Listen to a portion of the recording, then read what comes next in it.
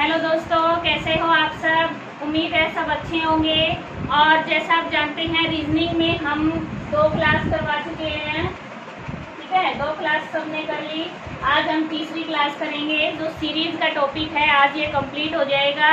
जो बचे हुए हैं, मिक्स्ड हैं या फिर अलग अलग प्रकार की, यानी हिंदी में कहें विविध, वो सीरीज आज हम कंप्लीट कर लेंगे। तो आज हम करने वाले हैं, जैसे कई बार हमारे पास इस तरह के क्वेश्चन आते हैं।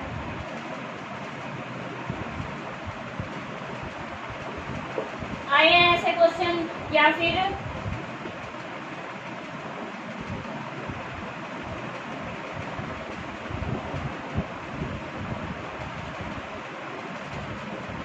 इस तरह से आते हैं, यानी जिसमें लेटर और नंबर मिक्स करके दे देते हैं, या फिर इस तरह से कोई सीक्वेंस बना देते हैं, सीरीज बना देते हैं। उसको पूरा करना होता है, ब्लैंक भरने होते हैं।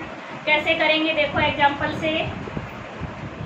अब जिसको याद नहीं रहता इनका नंबर की ABCD, जैसे B कौन से नंबर पे, M कौन से पे है, तो आप ABCD लिख भी सकते हैं, और जिसको याद रहता है वो डायरेक्ट भी कर सकते हैं। अब हम इनको लिखेंगे इस सीक्वेंस में, ताकि हमारा आंसर है वो आसानी से निकल जाए, हम गलती ना करें।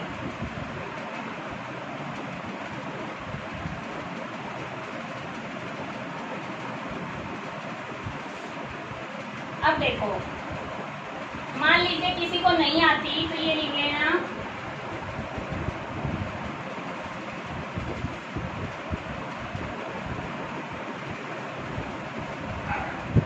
यहाँ तक लिख लें एक बार।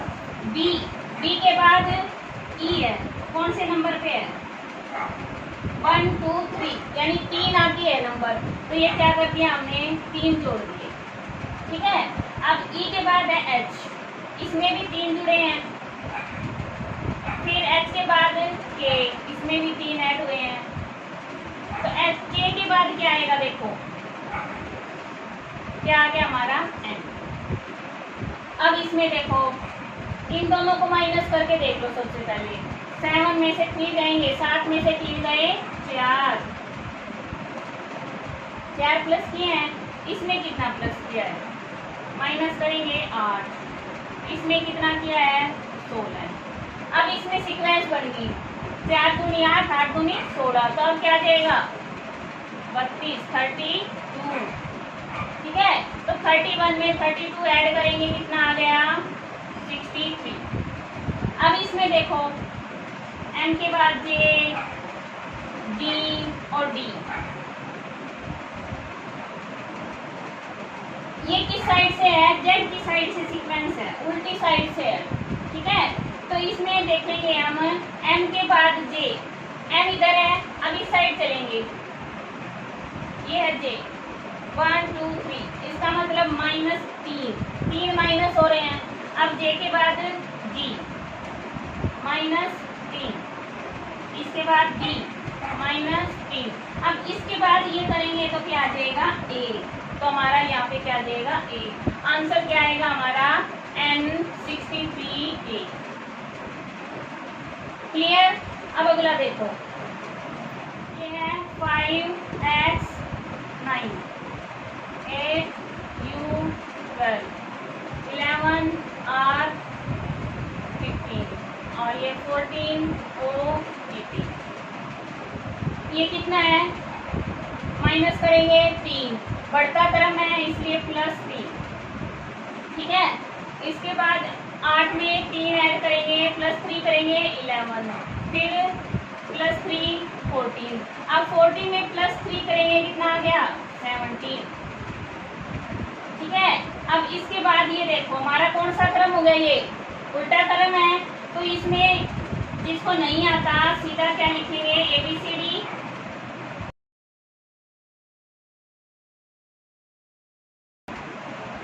अब मैं सीधा डायरेक्ट नहीं बता सकती हूँ कि भाई ये कौन से नंबर पे है, क्या है। ये क्यों लिखा है मैंने, ताकि आप कुछ भी रटे नहीं। रीजनिंग में रटने की जरूरत नहीं होती, सीधा हम सोल्व करें, जो दिया है उसको लेके चलें और कर लेंगे।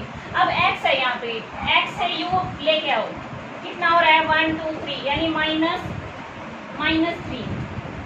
u से r कितना हो रहा है -3, फिर R से O -3 और O से फिर 1 2 3 क्या आ गया H। क्लियर हुआ? तो आप बेवजह गलत कर देंगे अगर आप उंगली पे करेंगे, वैसे करेंगे। इसको लिखने में टाइम नहीं लगता, आप लिख कर सोल्व करें तो कभी गलत नहीं हो सकता। अब इसमें देखो 9 और 12 में कितना अंतर है? 3 का +3, 12 में +3 करेंगे 15, इसमें +3 18, अब +3 करेंगे कितना आ जाएगा 21। तो आंसर क्या आ गया हमारा यहाँ पे 17L21। क्लियर हुआ? अब और करेंगे क्वेश्चन।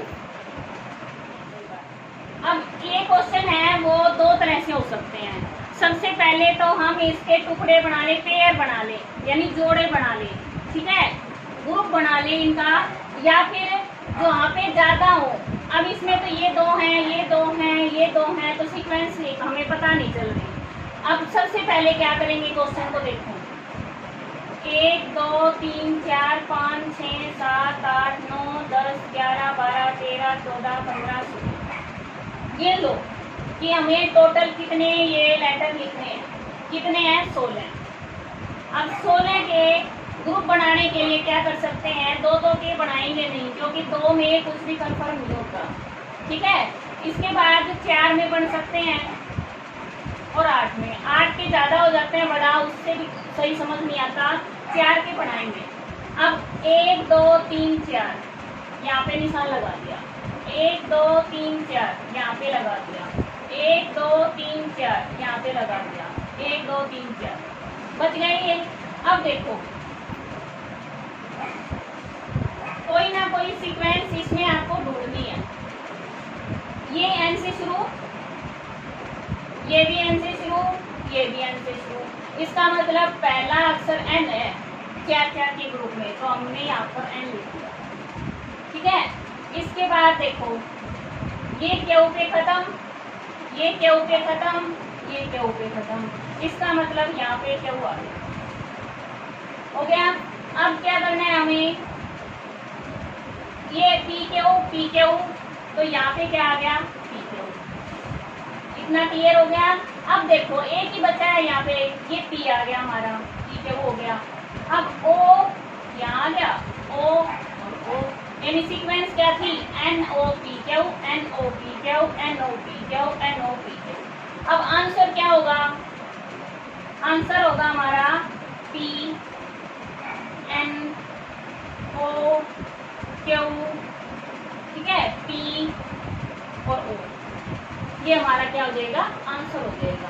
इस तरह से क्वेश्चन आते हैं, और भी करवाती हूँ। ये क्वेश्चन ऐसे हैं, इनमें बच्चे मोस्टली गलती करते हैं, ऑप्शन उठा उठा के देखते रहते हैं, इनमें ऐड कर करके देखते रहते हैं।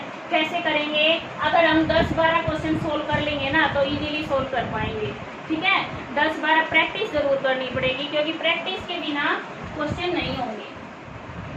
अब इनमें पहले काउंट कर लो, अगर ग्रुप बना के देखोगे तो भी हो जाएगा, लेकिन इस तरह के क्वेश्चन में पहले ये देखो कि ये 3 ये कितने हैं 5। जहाँ पर भी ज़्यादा लेटर एक साथ दे रखे हो वहाँ से सीक्वेंस निकलेगी, ठीक है। जहाँ भी ज़्यादा एक साथ लेटर दे रखे हो, कई बार अंकों में भी आ जाते हैं ये, जैसे 1 2 3 ऐसे लिख देते हैं, यानी संख्याओं का यूज कर लेते हैं।